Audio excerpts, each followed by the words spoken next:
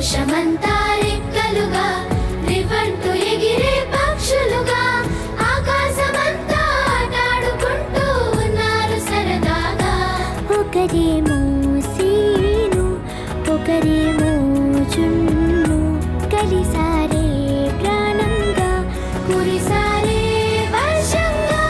పాటేమో scene ఆటేమో జున్ను ఒకటై ఎదిగారే మధురంగా.